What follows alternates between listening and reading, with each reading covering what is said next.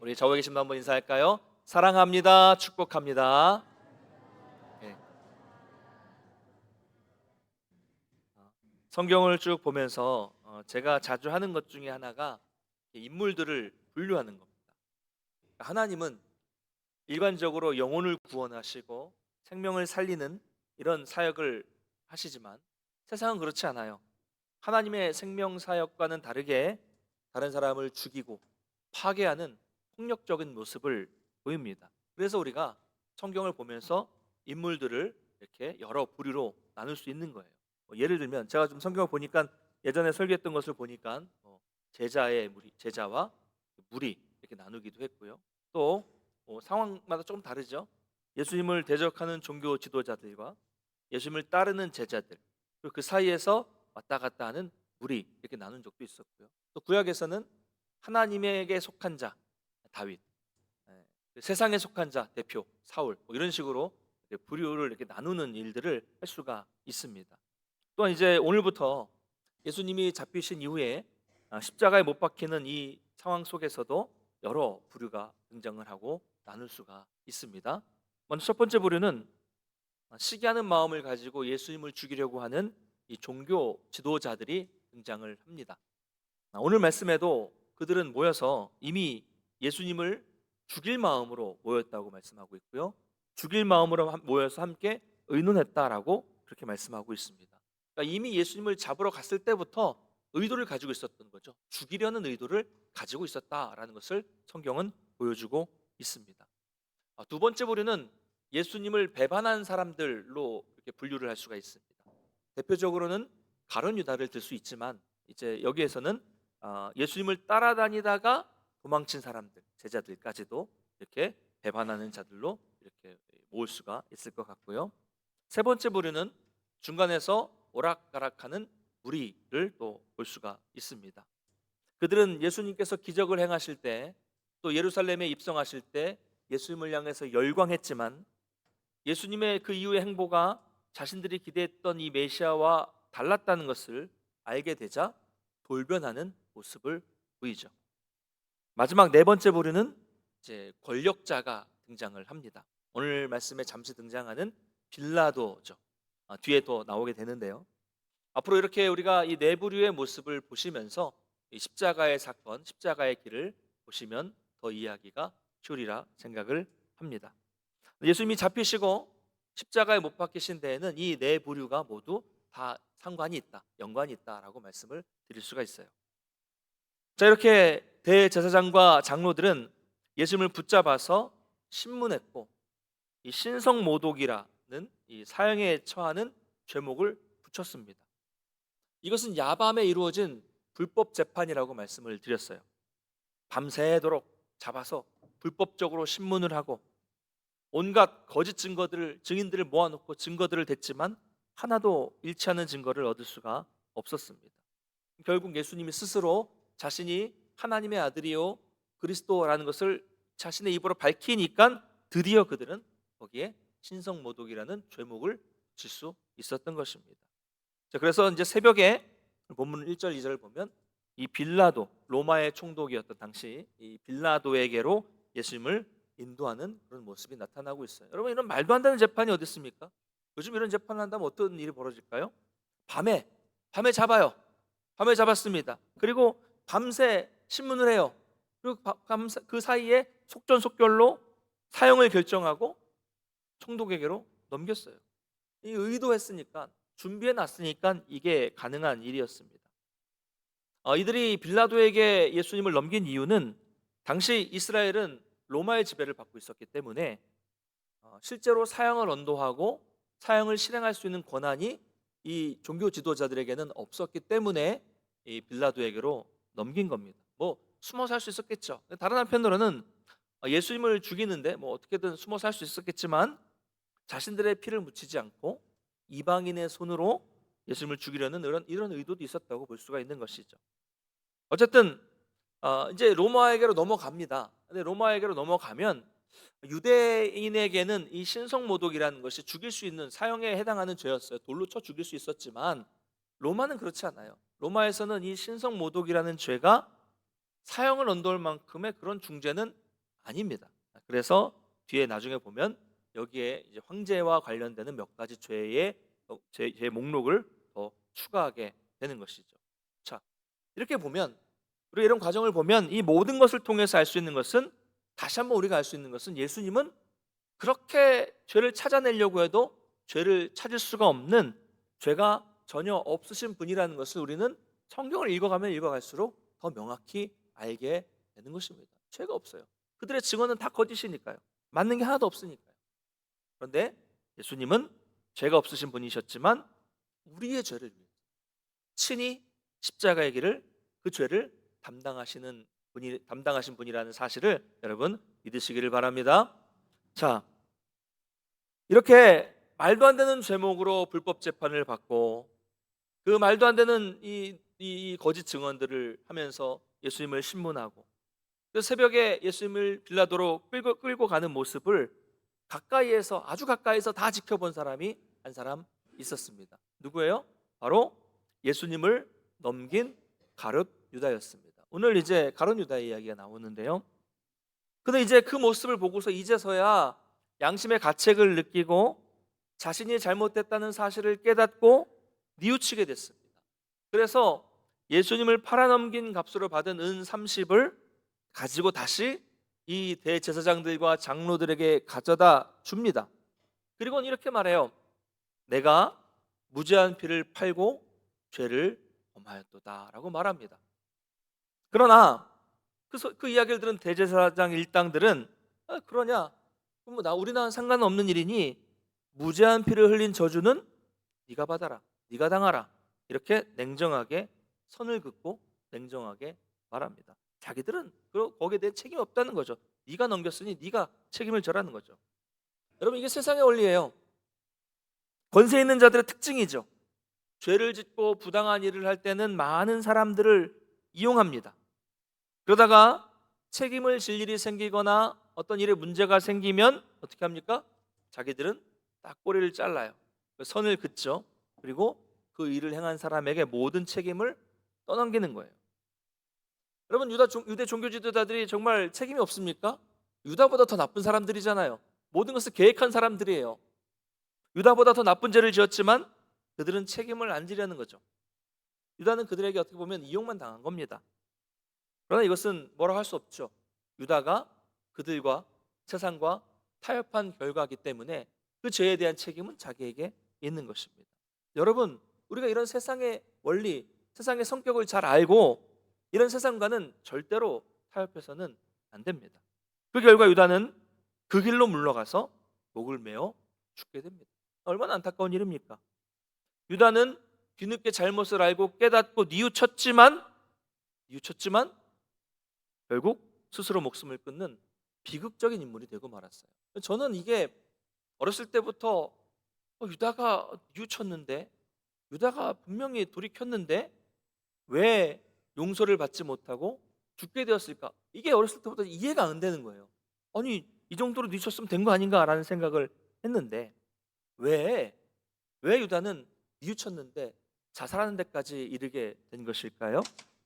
그 이유는요, 유다의 이 돌이킴, 뉘우침, 유다의 회개에는 어떤 분명한 문제가 있었기 때문입니다. 그래서 우리는 오늘 이 유다에 대한 이야기, 유다의 회개하는 모습을 통해서 진정한 회개라는 것이, 진정한 회개가 되려면 어떻게 되어야 되는지를 한번 생각해 보기를 원합니다.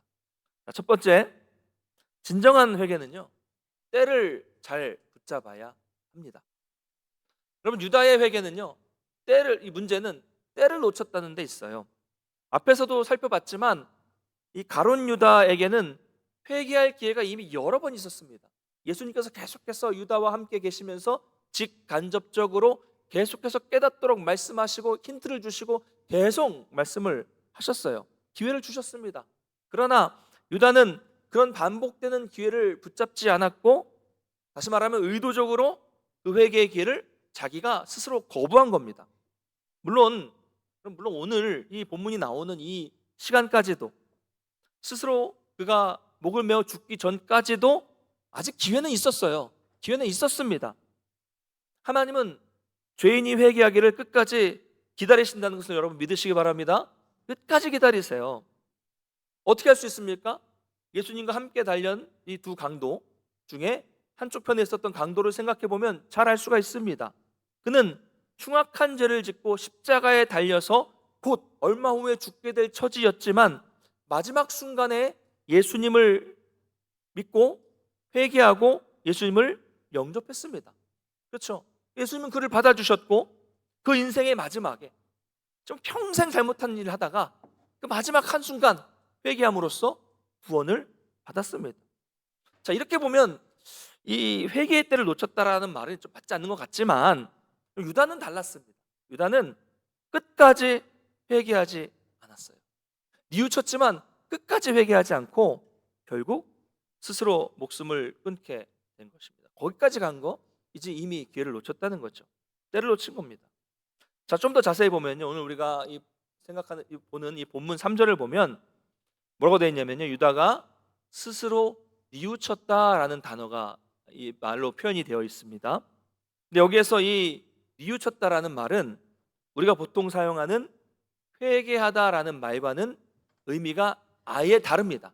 한글로 보면은 뭐 뉘우쳤다, 뭐 회개했다, 돌이켰다, 뭐 마음을 바꿨다, 다 똑같은 말인 것처럼, 똑같은 말, 비슷한 말처럼 느껴지지만 그렇지 않아요. 의미가 아예 다릅니다. 뉘우쳤다는 말과 회개하다는 말은 의미가 달라요. 그래서 마태복음을 기록하면서 여기서 일반적으로 성경에서 사용되는 이 헬라어 이 회개하다라는 단어를 쓰지 않았어요. 유다에 대해서 쓸 때는 회개하다라는 단어 대신 마음을 고치다라는 단어를 사용했습니다. 그래서 헬라 원어를 보면 회개하다라고 많이 쓰이는 이 회개하다라는 단어는 메타노에오라는 단어인데요. 뭐 기억하실 필요는 없어요. 메타노에오. 근데 여기에서는 이 단어가 사용되지 않고 메타멜레테이스라는 다른 단어가, 완전히 다른 단어가 쓰였습니다. 단어를 모르셔도 되는데 어쨌든 일반적으로 쓰는 회개하다라는 단어가 아니라 그냥 뉘우치다, 마음을 바꾸다라는 이 말로 이 단어를 사용했다는 것은, 마태가 의도적으로 사용했다는 것은 그만한 이유가 있다는 말입니다. 그러니까 여러분, 이 뉘우쳤다는 말이 단순히 우리의 마음이, 생각이 바뀌는 것을 의미한다면 회개는 뭐예요? 회개는 하나님 앞에 내 죄를 아뢰고 나의 부족함을 인정하고 통곡하고 주님의 도우심을 구하는 것으로부터 시작되는 것이 회개예요. 다릅니다. 완전히 달라요. 그러니까 유다는 어땠어요? 그냥 단순히 뉘우친 거예요. 뉘우치고 내가 잘못했구나라는 걸 깨닫고 어떻게든 자기의 잘못을 자기 스스로 바꾸어 보려고 했지만 그는 여전히 하나님의 도우심을 구하지 않았다는 거예요. 이게 문제입니다. 여러분, 금요일에도 말씀드렸지만 회개는 우리 스스로 할 수 없습니다. 은혜를 주시는 분도 하나님이시고요, 회개의 마음을 주시는 분도 하나님이라는 사실을 여러분 믿으시기를 바랍니다. 그러므로 우리는 늘 하나님의 도우심을 구하는 겁니다. 하나님이 우리를 불쌍히 여겨주시기를 간구해야 됩니다. 여러분, 그렇기 때문에 보세요. 스스로 해결할 수 있다는, 자신의 문제를 스스로 해결할 수 있다고 생각하는 교만한 마음을 가진 사람은요, 회개도 못합니다. 그런 교만한 마음을 가진 사람은 은혜도 경험하지 못하는 거예요. 그런 마음을 가지고 있는 사람은 그리스도인이 될 수도 없습니다. 자기가 할 수 있다고 생각하기 때문에 그렇게 할 수 없는 겁니다. 우리가 여러분 회개하지 않는다면 결국 하나님의 엄격한 심판을 당하게 될 겁니다. 그래서 유다는 비참한 최후를 맞이하게 됐습니다. 반대로 베드로는요, 단 한 번의 기회를 붙잡고 회개해서 예수님의 제자로 다시 설 수 있었고 초대교회의 지도자로 굳건히 설 수 있게 된 것입니다. 사랑하는 성도 여러분, 하나님께서 우리에게 은혜를 주실 때 은혜를 경험하시고 하나님께서 우리를 불쌍히 여겨주셔서 회개의 영을 부어주실 때 회개할 수 있게 되시기를 주님의 이름으로 간절히 축원합니다. 예배 가운데, 말씀 가운데 계속해서 우리에게 음성을 들려주실 때, 또 이런 기회 속에 또 이번 말씀 사경회를 통해서 저와 여러분에게 자꾸 말씀을 주시고 뭔가를 들려주시고 마음의 변화를 요청하시고 우리에게 기회를 주실 때 절대로 거기에 자존심 세우지 마시고 마음을 좀 여시고 그 마음을 바꾸셔서 회개하시고 그 은혜 받을 만한 기회를 붙잡게 되시기를 간절히 소망합니다. 때를 놓치지 말아야 돼요.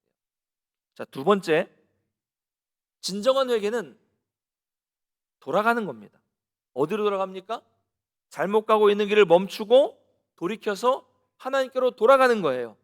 아, 내가 잘못했구나. 다시는 그러지 말아야겠다라고 생각하고. 그러면서 어떻게 해요? 다음에 또 그 죄를 또 져요. 그러고 나서 또 내가 잘못했구나. 이번엔 절대로 또 이 죄를 짓지 말아야겠다라고 후회하고, 그 다음에 또 어떻게 돼요? 또 그 죄를 또 져요. 내가 이번에도 잘못했구나. 나는 왜 이런가? 이제는 절대 그러지 말아야겠다 해놓고서 또 그 죄를 짓고, 또 후회하고, 또 결심하고. 그러시죠? 네. 이런 일들이 우리에게 자주 일어납니다. 이건 진정한 회개가 아니에요. 여러분, 여기에서는 좀 더 이제 좀 큰 의미로 회심을 말하는 건데요. 회심이란 하나님께로 돌아가는 겁니다. 즉, 삶의 의미와 삶의 방향과 삶의 목적이 철저히 하나님께로 돌아서는 것을 의미합니다. 그러니까 생각만 그런 것이 아니라 삶 전체가 완전히 바뀌는 거예요. 내 삶의 방향이 이쪽 방향으로 잘못된 길로 걸어가고 있었어요. 그런데 잘못된 방향으로 내가 지금 걸어가고 있다는 것을 깨닫는 순간 그 길로 가는 것을 멈추고 더 나아가서 그 길로 가지 않고 돌아서서 하나님이 원하시는 삶의 방향으로 길을 바꿔서 가는 것, 여러분, 이게 회개입니다. 이해되시죠? 이게 진정한 회개예요. 가던 길을 멈추고 돌아서서 이제 그 길로 가지 않고 하나님이 원하시는 길로 걸어가는 것, 이게 회개입니다. 그러나 가룟 유다는 자기의 잘못을 깨닫고 뉘우쳤지만 뉘우친 것으로만 끝이 났고 하나님께로 나아가지는 못했어요. 하나님께로 돌아서지는 못했습니다. 여러분, 회개는요, 잘못과 죄를 고백하는 것으로만 그쳐서는 절대로 안 됩니다. 돌이키는 실제적인 행동이 필요하다는 것을 여러분 믿으시기를 바랍니다. 여러분, 세 번째로요, 진정한 회개는 새로운 길을 찾아가는 것입니다. 새로운 길이란 무엇을 의미합니까? 이제는 다시는 죄로 돌아가지 않고 하나님만을 온전히 믿겠다는 이 믿음의 길로 걸어가는 것, 이것을 말하는 거예요. 그러니까 이 말은 내가 나의 잘못을, 나의 죄를 회개하고 그 죄의 자리에서 돌이켰다고 해서 다 끝나는 것이 아니라는 말입니다. 돌이킨 것을 끝나는 게 아니라는 거예요. 회개는. 제가 세상에서 방황을 하면서 이제 직장 생활을 했어요. 여러 번 말씀드렸으니까 짧게 말씀드리겠습니다. 직장 생활을 이제 그만두고 신학대학교 3학년으로 편입학을 하게 됐습니다. 그런데 솔직히 그 합격한 그 순간까지도, 이제 입학을 해야 되는 그 순간까지도, 그 전까지도 술과 담배를 끊지 못했어요. 근데 그 상황에서도 하나님께서 마음을 주신 거겠죠. 마음을 주셨으니까 이제 신학대학교로 편입을 해야겠다는 마음을 주신 거죠. 자, 술 담배를 아직 끊지 못했어요. 그런데 이제 편입이니까 입학은 3월 달인데 입학하기 전에 이제 신학교니까요. 2월이었던 것으로 기억을 하는데 개강 수련회를 2박 3일 동안 했습니다. 그래서 이제 그때 오셨던 강사 목사님이 지금은 돌아가셨는데 서울에 있는 성실교회라는 곳에 이 원로 목사 무희영 목사님이라는 분이셨는데요. 그 막 되게 연로하신 분이세요. 근데 그 목사님의 입에서 이 퍼져 나오는 이 강력한 말씀이 제 심령을 찌른 거예요. 제 영혼을 깨웠습니다. 그래서 그 2박 3일 시간 동안 저에게 하나님의 은혜가 강력하게 임했고요. 그래서 10년 가까이 끊지 못했던 술, 담배를 놀랍게도 그 3일 동안 다 끊게 되었습니다. 정말 기가 막힌 타이밍 아닙니까? 아직도 난 준비가 안 됐다고 생각했는데 하나님이 마음을 주셔서 학교에 가게 하시고, 학교 가기 전에 또 수련을 통해서 탁 말씀을, 또 그분을 보내주셔서 말씀을 깨닫게 하시고 완전히 변화되게 하시는 놀라운 기적이죠. 하나님의 타이밍입니다. 그때 저는 저의 지난날의 모습을 회개하고 통곡하며 눈물을 쏟으며 다시는 과거로 돌아가지 않겠다고 결단을 다시 했습니다. 그 결단한 것으로 그치지 않고 실제로 그 이후에 완전히 과거의 생활로부터 돌이켰습니다. 다시는 그 길로 가지 않았어요. 자, 설명을 드리기 위해서 설명을 드리기 위해서 이렇게 좀 말씀을 드리는, 예를 드는 건데요. 그러나 회개는 다시는 그 길로 가지 않겠다 결단하고 거기서 돌이키는 것으로만 끝나서는 안 됩니다. 여기에서 한 걸음 더 나아갈 수 있어야 된다는 거예요. 자, 어떤 사람이 자기가 살고 있는 동네에 환멸을 느껴서 이사를 가려고 합니다. 나는 정말 더 이상 이 지긋지긋한 동네에서는 살 수가 없다. 너무 힘들다. 떠나자. 자, 이런 결단을 했어요. 그러면 이런 결단만 있으면 무작정 떠날 수 있습니까? 떠나면 됩니까? 아니죠. 어떻게 해야지 떠날 수 있어요? 갈 곳을 정해야 돼요. 목적지를 정해야 됩니다. 그리고 거기에 이사 가서 살 수 있는 집을 구해야 돼요. 구체적으로 구해야 됩니다. 무슨 말입니까? 목적지가 있어야 된다는 얘기예요. 목적지가 있어야 되고 나아가야 할 방향이 있어야 된다는 말입니다. 목적지가 없고 방향을 모른다면 떠나긴 떠나가도 결국 길을 잃고 방황하게 되는 겁니다. 여러분, 가룟 유다가 그랬어요. 자기의 잘못을 뉘우쳤습니다. 여기까지는 좋았어요. 그리고 돌아갔는데 어디로 갔어요? 하나님께로 돌아간 것이 아니라 다시 유대 종교 지도자들에게 돌아가서 어떻게든 자기가 돈을 돌려주면서 자기 스스로 해결하려고 했다는 거죠. 완전히 잘못된 방향으로 간 겁니다. 그래서 결국 자살하게 됐죠. 마찬가지입니다, 여러분. 회개도 그렇습니다. 내가 더 이상 과거의 삶을 살지 않고 이제 돌이켜야겠다라고 이렇게 결단하고 돌이킨 후에는 그냥 가만히 있으면 안 되고요. 나는 이제 앞으로 하나님만 믿고 섬기겠다라는 이 믿음으로의 방향을 설정하고 거기까지 나아가는 데까지 이어져야 한다는 거예요. 그래서 우리는 이것을 신앙한다. 다른 말로 믿음, 이렇게 말하는 것입니다. 그러니까 회개는 믿음으로 이어져야 한다는 거죠. 여러분, 그렇다면 본질적인 질문인데요. 여러분, 믿음이란 뭡니까? 믿음이 뭐예요? 방금 사실 제가 말씀을 드리긴 했는데, 근데 교회에 오는 모든 분들에게 예수 그리스도를 믿으십니까? 라고 물으면 거의 대다수가 뭐라고 말씀하세요? 믿습니다, 믿는다 라고 대답을 하세요. 그러나 여러분, 사실 그 의미가 정확하게 무엇인지를 다 알고 말씀하시는 분들은 거의 없습니다. 그럼 믿음이 뭐예요? 믿음은 단순히 지적으로만, 머리로만 믿는다라고 하는 것이 아니라 믿기 위한 이 의지와 전적인 신뢰와 헌신이 포함되어 있습니다.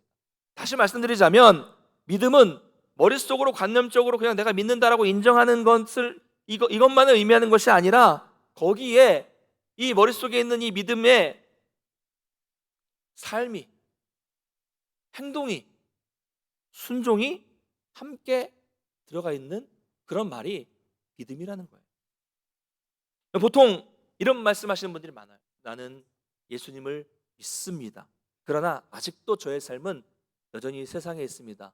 뭐 이런 식으로 말씀하시는 분이 있는데, 여러분, 엄밀하게 말씀드리자면 이 말은 틀렸어요. 이 말은 앞뒤가 맞지 않는 말입니다. 나는 믿습니다. 그러나 여러분이라고 말한다면요, 이거는 믿음이 아니에요. 믿는 게 아닙니다. 아니, 목사님, 그래도 절반쯤은 믿는 거 아니겠습니까? 라고 말씀하실 분이 계시기도 하겠지만, 여러분, 그렇지 않아요. 그건 믿음이 아닙니다. 여러분, 다시 말씀드릴게요.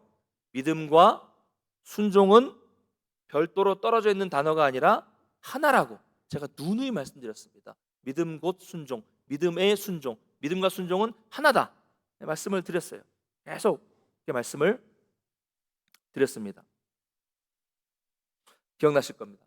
그럼 다시 한번 여러분에게 질문하겠습니다. 여러분은 예수 그리스도를 믿으십니까? 아멘. 그렇다면 여러분 지금 아멘 하셨다면 지금 여러분은 나는 예수님의 말씀에 절대적으로 순종하겠습니다 라고 선언하신 거예요. 같은 의미라는 거예요. 여러분 이해되시죠? 이렇게 보면 회개도 그렇고요, 믿음도 그렇고 둘 다 분명한 행동의 변화가 있는 겁니다. 근데 우리는 너무 관념적으로 머리로만 믿음 생활하는 분들이 많은데요, 회개도 그렇고 믿음도 그렇고 분명한 삶의 변화, 분명한 행동의 변화가 들어가 있는 것이 회개고 믿음이라는 거예요. 회개가 잘못된 길을 가다가 돌아서는 것이 회개라면, 믿음은 그 돌아선 길로 계속해서 걸어가는 것, 이게 믿음입니다. 사랑하는 성도 여러분, 예수 그리스도를 믿는 성도라면, 예수 그리스도의 제자라면 이건 필수입니다. 여기 계신 분들도 그렇게 회개하고 그렇게 믿기로 결단하셨기 때문에 이 자리에 계신 거예요. 할렐루야. 자, 그런데 저와 여러분은 그렇게 회개하고 하나님을 믿기로 결단한 사람들인데, 문제는 왜 아직도 우리의 삶에는 평강이 없고 이렇게 힘들고 괴로운 일들이 계속 생기는 것일까요? 왜 아직도 나는 과거를 기웃거리고 평안한 삶을 살지 못하고 있는 것일까요? 왜 그럴까요? 그 이유는 대부분의 성도들이 과거의 삶을 단절한 것만으로, 그 단절한 것으로만 만족해서 아직 예수님께 우리의 삶을 온전히 맡기지 못했기 때문입니다. 다시 말씀드리자면, 과거의 삶을 끊고 교회 안에, 내가 신앙 안에 들어와 있다는 것 이 자체로만 만족하고 온전한 믿음으로 사는 것은 아직 주저하고 있기 때문에 다시 다른 변화가, 발전이 없다는 것이죠. 여러분, 진정한 회개를 한 성도라면 올해 우리 교회 표어처럼 믿음의 돛을 쫙 펴서, 활짝 펴서 하나님이 이쪽으로 불어주신, 저쪽으로 불어주신, 어느 쪽으로 불어주시는 간에 그 하나님이 불어주시는 바람에 내 인생 전체를 맡기고, 내 삶을 전체를 던지고, 그리고 하나님께 다 맡기고 나아가야 되는데, 아직도 우리는 하나님께 내 인생 전부를 맡기기를 주저하고 내 힘을 잔뜩 쥐고 이 세상을, 이 끈을 붙잡고 있다는 거죠. 여러분, 이것이 될 수 있어야 비로소 우리의 삶에 하나님이 주시는 진정한 평안이 넘쳐날 수 있다는 것을 믿으시길 바랍니다. 말씀을 맺겠습니다. 여러분, 저는 오늘 사실 여러분 한 분 한 분께 이런 질문을 드리고 싶어요. 여러분은 진정한 회개를 하셨습니까? 정말 여러분의 이 죄 문제 앞에 탁 서서 직면해 보고, 여러분이 심각한 죄인이라는 것을 인정하고 그 죄의 길에서 돌이키셔서 지금 하나님이 원하시는 믿음의 길을 꿋꿋이 걸어가고 계십니까? 한번 속으로 여러분의 이 문제에 대해서 대답을 해보십시오. 목사님, 저는 그냥 어떻게 교회 다니다 보니까 여기까지 왔네요. 이런 분도 계시고요. 저는 그래도 믿고는 있는 것 같아요. 저는 그냥 부모님 따라 다니고는 있어요. 제가 교회를 오래 다니기는 했는데 저는 아직 뭐 그런 거 잘 몰라요. 여러분, 한국 교회 안에 이런 분들이 너무 많습니다. 죄 앞에 한 번도 서보지 못하고 진정한 회심이 없이 그냥 그렇게 신앙생활 하신 분들이 너무 많습니다. 정말 안타까운 현실입니다. 그런 신앙은 그저 매주 반복되는 하나의 종교생활, 종교활동일 뿐이지 진정한 신앙이라고 말할 수가 없습니다. 거기에 헌신이라는 게 있을 수가 없죠. 그렇죠? 여러분, 우리가 진정으로 회개하게 될 때 비로소 진정한 제자로 서고 진정한 신앙인이 된다는 것을 여러분 기억하시길 바랍니다. 여러분, 지금 여러분이 여기까지, 이 자리까지 어떻게 오셨는지는 이제 중요하지 않아요. 이제 다 과거는 잊어버리고 이제 중요하지 않습니다. 오늘 바라기는 이 말씀이 베드로의 심령을 울린 닭 울음소리가 되고, 또 과거에 저의 심령을 깨우친 그 연로하신 목사님을 통해서 주신 하나님의 말씀이 되어서 여러분의 심령의 속에 심어지고, 또 여러분의 심령을 혹시 찌르고 또 여러분의 심령을 변화시키는 그런 단초가 될 수 있기를 간절히 소망합니다. 여러분이 베드로처럼 말씀을 듣고 울고 통곡하고 그 죄의 자리에서 돌이키기만 하신다면 그때부터 새로운 인생이 시작이 됩니다. 여러분, 회개는 새로운 시작입니다. 하나님은 저와 여러분의 진실한 회개에 반드시 응답하십니다. 여러분, 절대로 두려워하지 마시고 귀찮아하지 마시고 또 다음으로 미루지 마시고 중심을 보시는 하나님 앞에 마음을 여시고 온전히 우리의 모습을 다 아뢰시기를 바랍니다. 유다처럼 거듭되는 기회를 거부하지 않게 되시기를 간절히 소망합니다. 그래서 하나님이 주시는 놀라운 평안을 누리시고 새로운 믿음의 여정을 시작하며 나아갈 수 있는 우리 모든 성도님 되시기를 주님의 이름으로 간절히 축원합니다. 다 같이 잘해